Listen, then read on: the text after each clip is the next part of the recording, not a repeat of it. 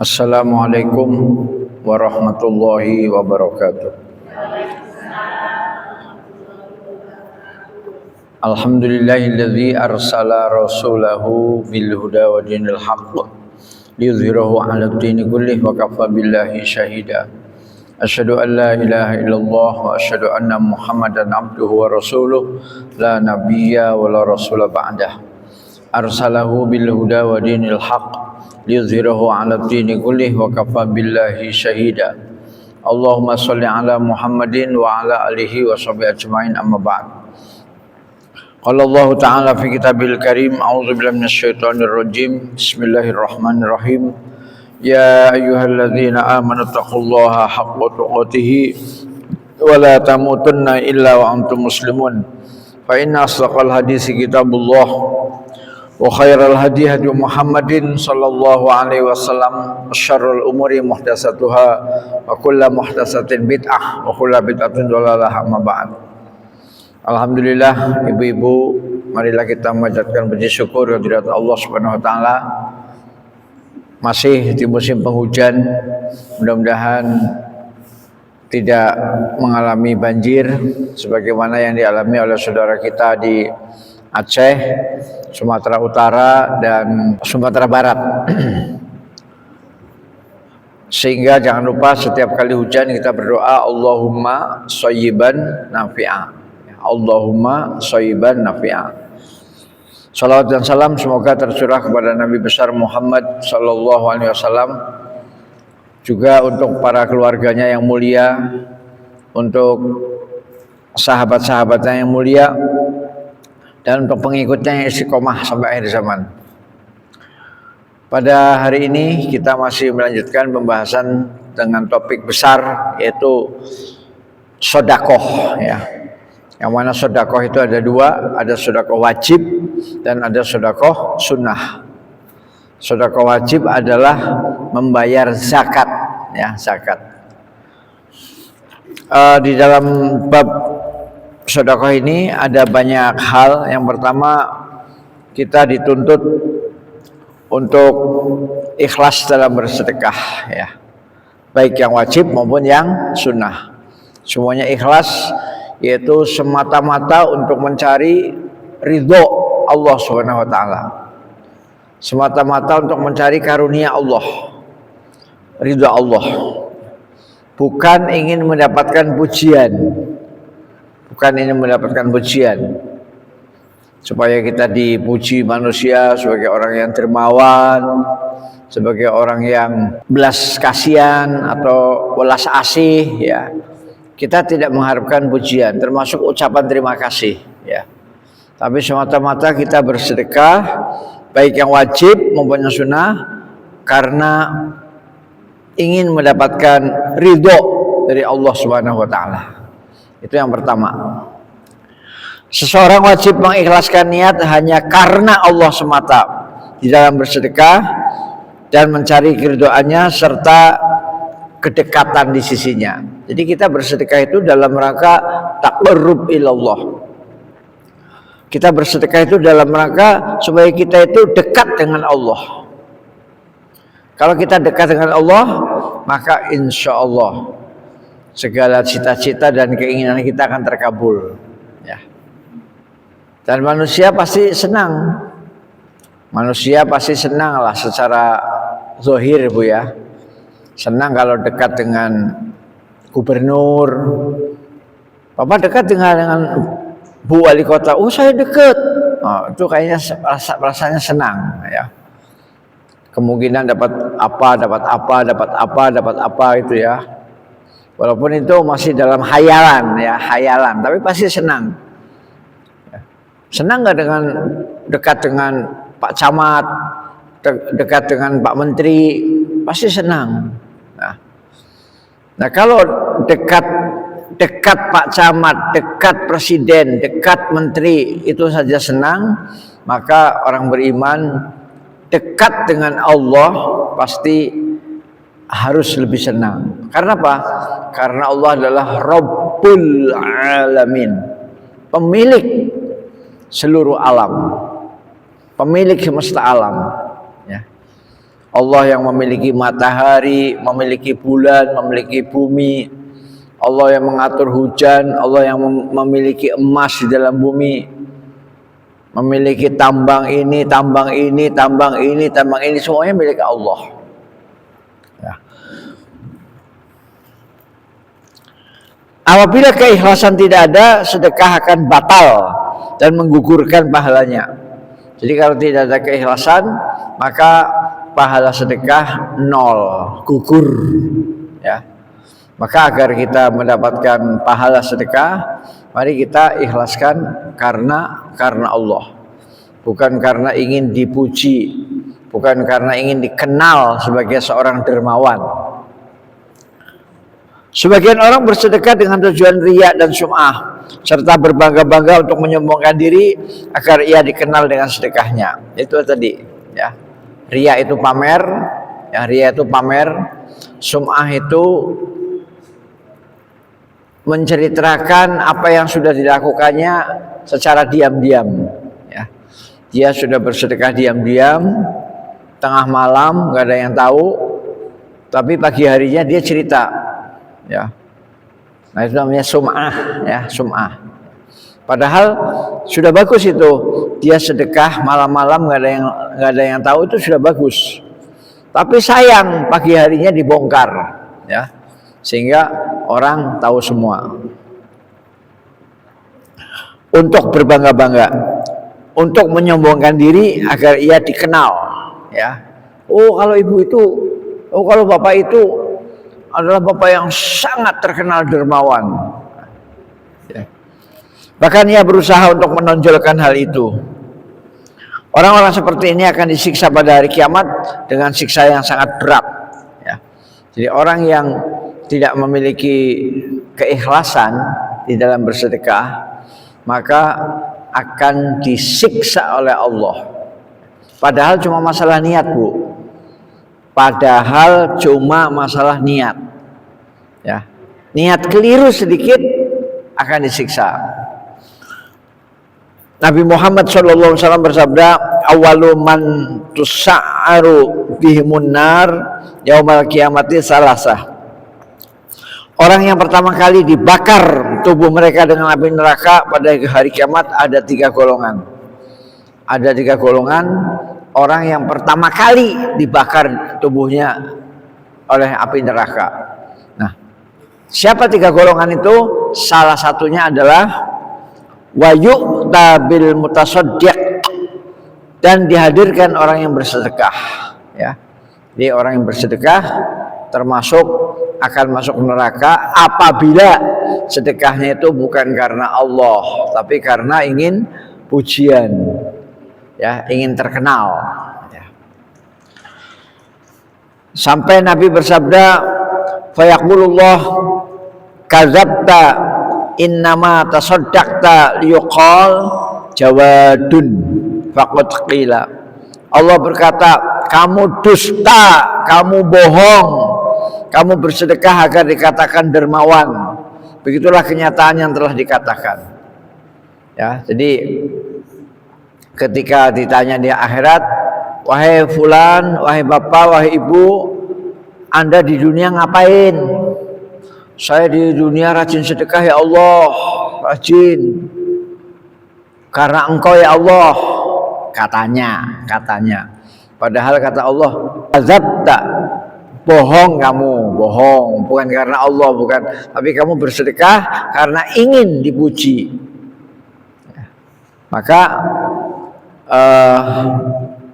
dan semua orang pada memuji dia. Oh, dia orang top, orang hebat, dermawan, ya. Nah, ini adalah orang yang pertama kali disentuh api neraka di hari kiamat. Ada 3 golongan. Satu diantaranya adalah yang bersedekah tapi bukan karena Allah. Yang kedua adalah seorang yang mengajar, ya, seorang ustadz, seorang guru yang mengajar bukan karena Allah tetapi ingin dikenal sebagai seorang yang alim, ya, ingin dipanggil ustadz, ingin dipanggil kiai, gus, syekh, Kalau nggak dipanggil ustadz marah. Nah, kalau mengajar agama dengan tujuan ingin dipanggil ustadz, maka itu pun masuk neraka. Masuk neraka, Bu. Maka hati-hati yang jadi ustadz. Ya, karena apa? Jangan sampai dia mengajar itu dengan tujuan ingin dipanggil sebagai seorang yang alim, seorang yang syekh, guru besar, pakar. Yang ketiga adalah seorang mujahid, orang yang berperang di jalan Allah. Berperangnya bukan karena Allah, tetapi berperangnya karena ingin mendapatkan pujian dan ingin mendapatkan gelar sebagai pemberani. Ya, sama 3 orang itu, Bu. Wahai fulan, kerjaan kamu apa di dunia? Saya berperang di jalan Allah karena Allah. Maka Allah mengatakan bohong. Kamu berjuang adalah ingin supaya disebut sebagai pemberani, pahlawan. Dan kamu sudah dipanggil sama masyarakat. Itu pemberani, Pak. Orang itu pemberani. Ya. Dan itu sudah mendapatkan gelar pemberani. Bukan karena Allah. Ya. Jadi yang bersedekah bukan karena Allah, yang mengajar ilmu bukan karena Allah, yang berperang bukan karena Allah. 3-tiganya masuk neraka duluan sebelum yang lain-lain. Ya, jadi nggak enak, Bu. Jadi orang top, jadi orang soleh, tapi niatnya keliru, itu nggak enak. Orang bersedekah kan baik, Bu. Baik dong. Masa bersedekah jelek? Baik. Tapi niatnya. Ya, jadi niat itu penentu. Mari Ibu, kita luruskan niat, kita bersedekah, baik yang wajib maupun yang sunnah, karena Allah. Kemudian yang kedua, mempelajari kewajiban-kewajiban dalam bersedekah. Ya. Jadi kita perlu belajar tentang fikih, ya, fikih tentang zakat. Ya. Karena kalau yang sedekah sunnah, saya kira semua sudah paham. Namanya saja sunnah. Sunnah itu boleh dilakukan, boleh tidak dilakukan. Ya. Kalau tidak dilakukan tidak berdosa. Namanya sunnah, Bu, ya. Tapi kalau yang wajib, contohnya adalah zakat, maka harus dipelajari, Bu. Bulan lalu sudah saya sampaikan tentang kekayaan kita yang wajib kena zakat apabila kita punya kekayaan jumlahnya 85 gram emas. 85 gram emas. Kalau kekayaan kita senilai seharga 80 gram emas, maka itu namanya sudah masuk ke dalam nisab. Artinya apa? Orang itu wajib bayar zakat. Tapi kalau Pak Ustadz, saya kekayaannya cuma 60 gram, berarti belum wajib. Ya, saya kekayaannya baru 70 gram emas, belum wajib. Ya, tapi kalau kekayaan saya itu lebih dari 85 gram, asal sudah 85 ke atas sudah kena wajib membayar zakat, dikeluarkan setiap tahun sebesar 2,5%.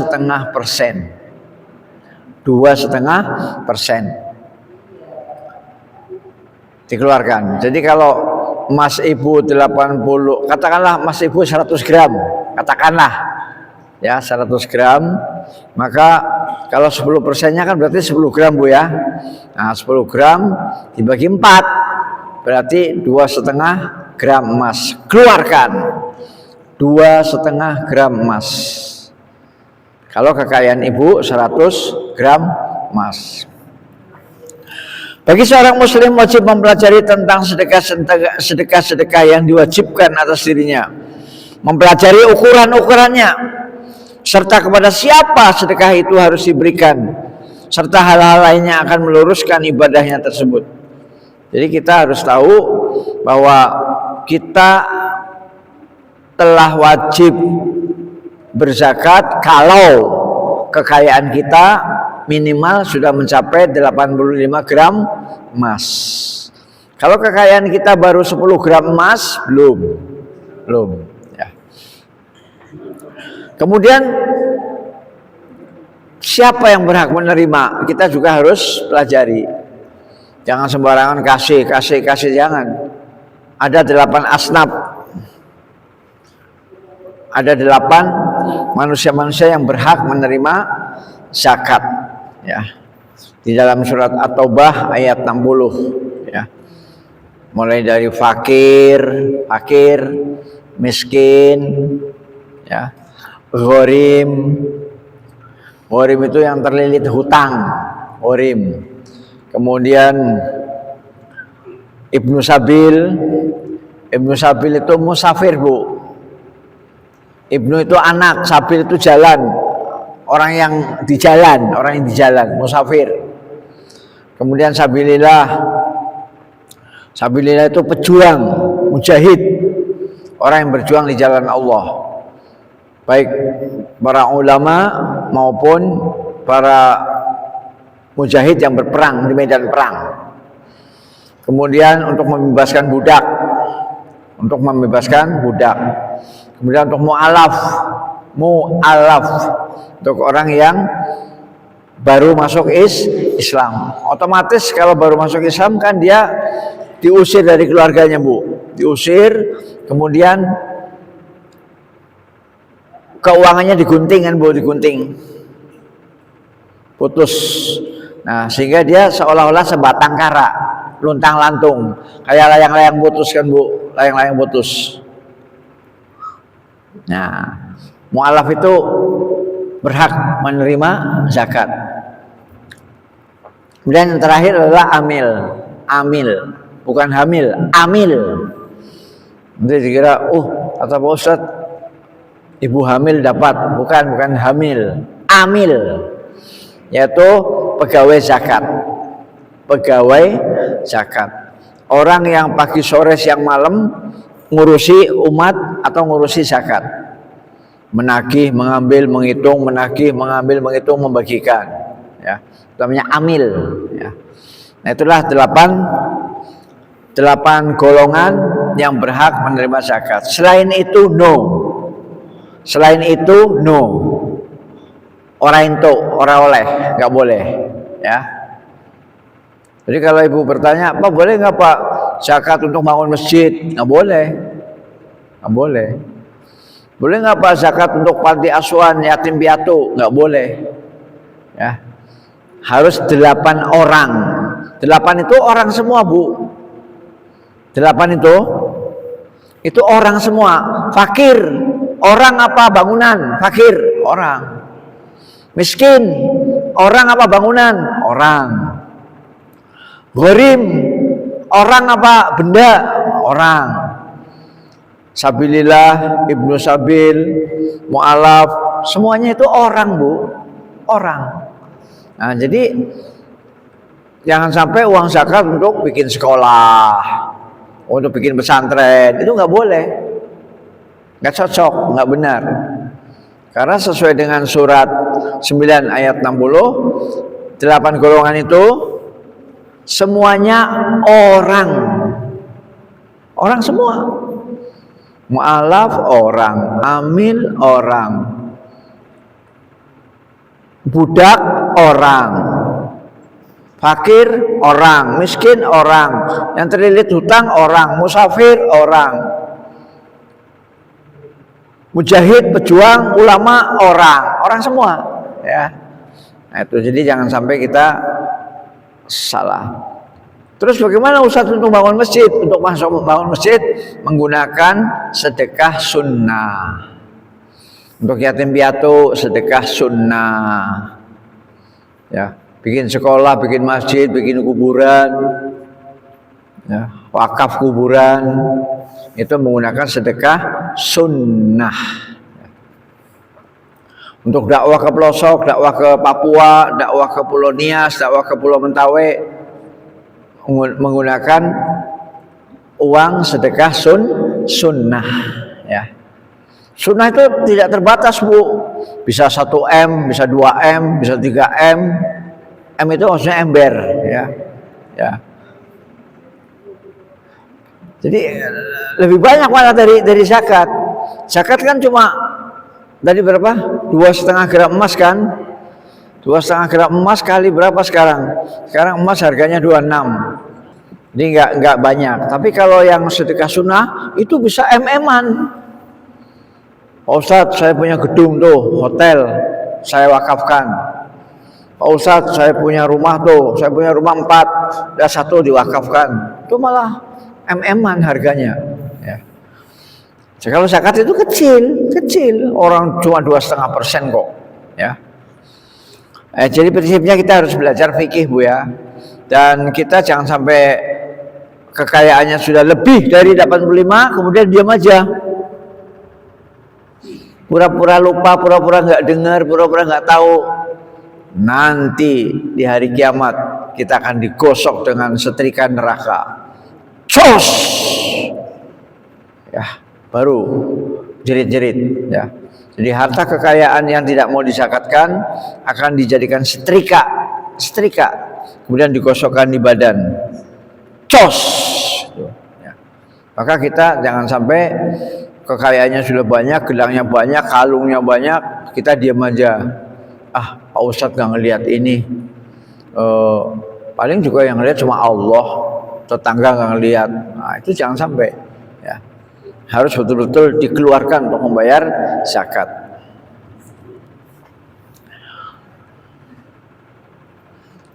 Hal tersebut dilakukan sebelum ia melakukan sedekah. Walaupun ia harus bertanya kepada ahli ilmu. Sebab ia tidak akan terhitung melaksanakan kewajiban di dalam ibadah sehingga ia melakukannya sesuai dengan yang disyariatkan Allah. Jadi sebelum kita bersedekah sunnah Bu ya, sunnah, kita dahulukan belajar dulu yang wajib-wajib. Selain itu supaya tidak mengeluarkan sesuatu dari jenis harta yang tidak wajib dikeluarkan zakatnya, atau ia tidak memberikannya kepada orang yang tidak berhak menerimanya dan hal-hal semacam itu ya. Jangan sampai kita menzakati sesuatu yang tidak wajib ya. Misalnya kita punya tanah atau punya rumah yang kita pakai, kemudian tanah itu tidak wajib dizakatkan ya. Yang wajib dizakatkan itu adalah rumah yang dikontrakkan, tiap tahun diambil zakatnya. Demikian juga tanah yang disewakan.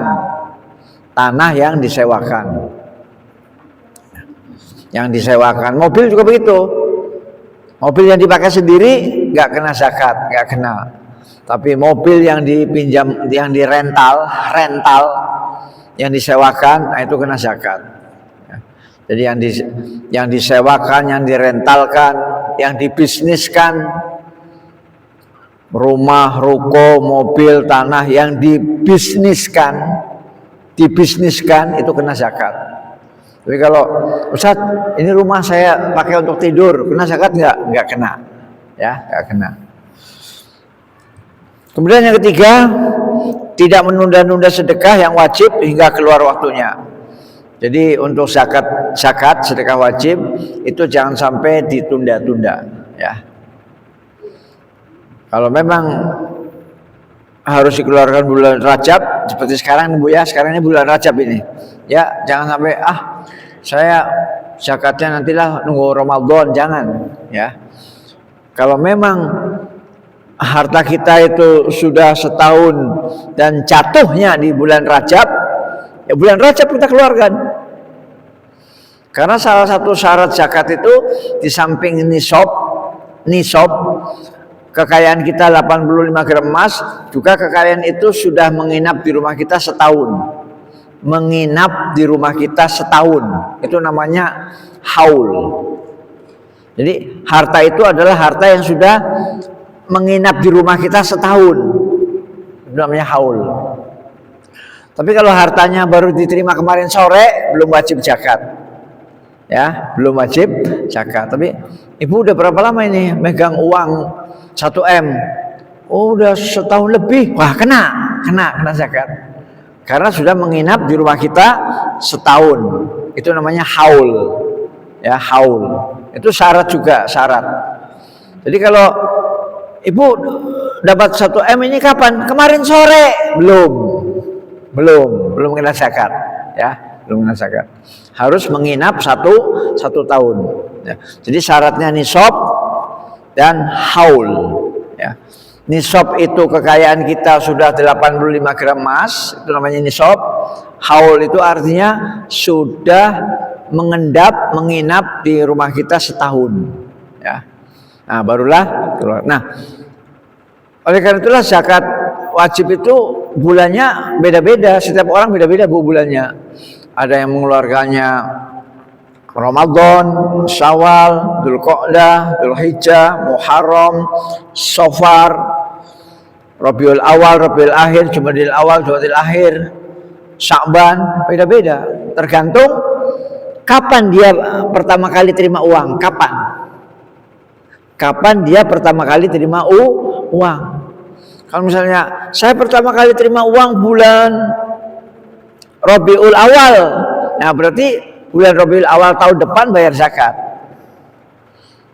Misalnya ibu ini, saya terima uang 1 M bulan Sya'ban atau bulan Ruwah, ya Sya'ban, maka bulan Sya'ban tahun depan bayar zakat.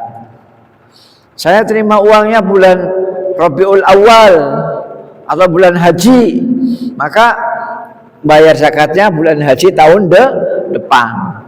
Ya, kalau bulan haji berarti Dzulhijjah, ya. Kalau Rabiul Awal berarti pas kelahiran Nabi Muhammad SAW. Nah, jadi tiap orang beda-beda bu bulannya, beda-beda. Ya. Nah, itu yang kedua. Yang ketiga, tidak menunda-nunda. Jika telah wajib atas seorang muslim mengeluarkan zakat atas hartanya, tanamannya, perniagaannya, atau yang lainnya dari harta sedekah yang hukumnya wajib, maka ia wajib mengeluarkannya pada waktunya. Pada waktunya, ya, jangan diulur-ulur, nanti mulur seperti karet. Karet kan mulur bu, ya, jangan diulur-ulur. Dan tidak boleh ia menundanya tanpa adanya uzur. Hal itu tidak boleh sama sekali. Siapa yang menunda hingga keluar dari waktunya tanpa uzur, misalnya ia akan menghadapi kemarahan Allah. Ya. Jadi kalau kita menunda bayar zakat, mengulur-ulur tanpa alasan syar'i, maka kita akan menghadapi kemarahan Allah. Maka mari ibu-ibu, silakan dicek di rumah kita masing-masing berapa ratus gram emas yang kita miliki, kalung, cincin, gelang, anting, dan lain-lain. Ya. Setelah ditimbang, waduh 100 gram, nah, berarti udah wajib. Ya. Oke. Kemudian mendahulukan sedekah yang wajib, zakat daripada yang mustahab atau sunnah. Jadi dahulukan yang wajib, ya. Wajib atas seorang muslim apabila ia harus mengeluarkan zakat yang wajib dan telah tiba waktunya agar mendahulukannya daripada sedekah yang sunnah atau yang mustahab. Mustahab itu artinya sunnah bu, ya. Mustahab itu artinya sunnah. Itulah hukum asalnya. Sebab menunaikan sedekah yang wajib termasuk rukun Islam. Jadi kalau ibu membayar sedekah wajib atau zakat, maka itu termasuk rukun Islam. Ya. Rukun Islam ada 5. 1. Membaca 2 kalimat syahadat. 2. Mendirikan sholat. 3. Membayar zakat. 4. Saum di bulan Ramadan. 5. Berhaji jika mampu. Nah, kan itu rukun Islam, ya.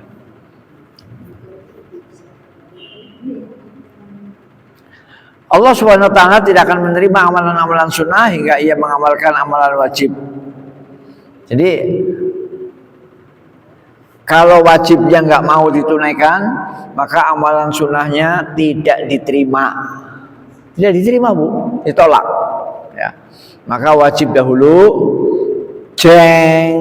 udah lunas zakat, barulah yang sunnah-sunnah.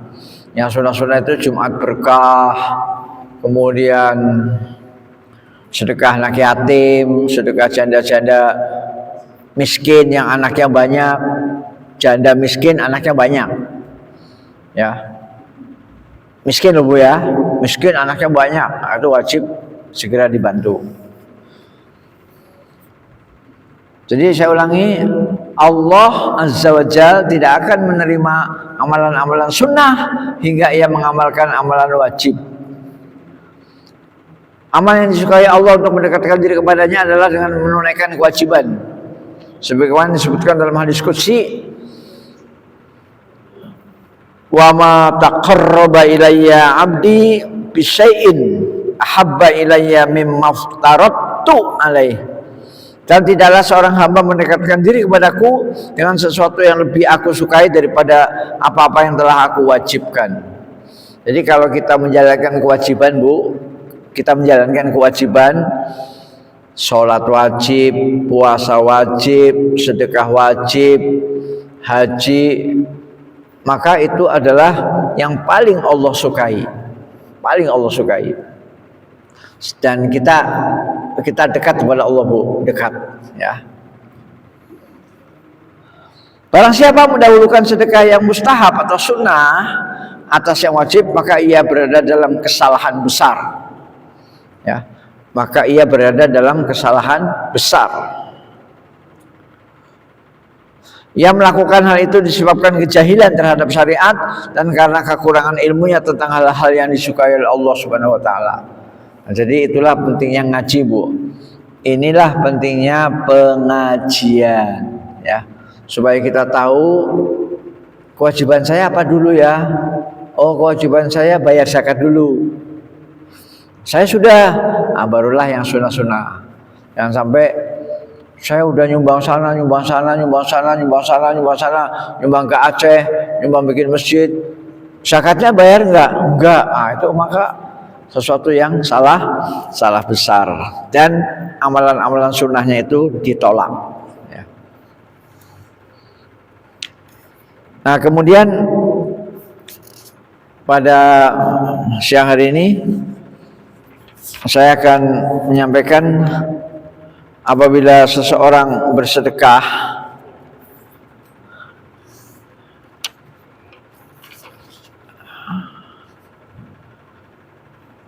sedekah yang sunnah Bu ya, yang sunnah, kemudian salah sasaran, maka tetap diterima oleh Allah Subhanahu wa taala ya.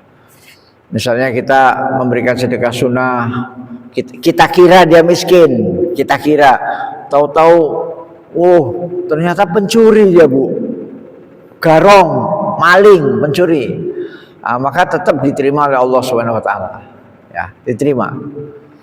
Karena apa? Ya kita namanya nggak tahu kan Bu, nggak tahu. Termasuk kita ngasih sedekah sunnah Bu ya, sunnah ya, sunnah. Menurut kita ini orang miskin atau ini orang yang berhak lah. Tahu-tahu, wah pelacur. Tahu-tahu pelacur kita kasih, ya. Itu juga tetap sedekah kita diterima oleh Allah Subhanahu Wa Taala karena tidak tahu. Demikian juga sedekah yang kita berikan kepada menurut kita itu miskin. Ternyata, dia orang kaya tuh, di rumah apa, di kampung dia punya villa, punya mobilnya mobil Polpo, ya, udah nggak laku lagi, ya. Kalau mobil yang sekarang kan Pajero ya, Pajero, Alphard. Kalau zaman dulu waktu saya kecil, mobil Volvo, ya. Dulu guru SMA saya menyebutnya Polpo, ya, Polpo.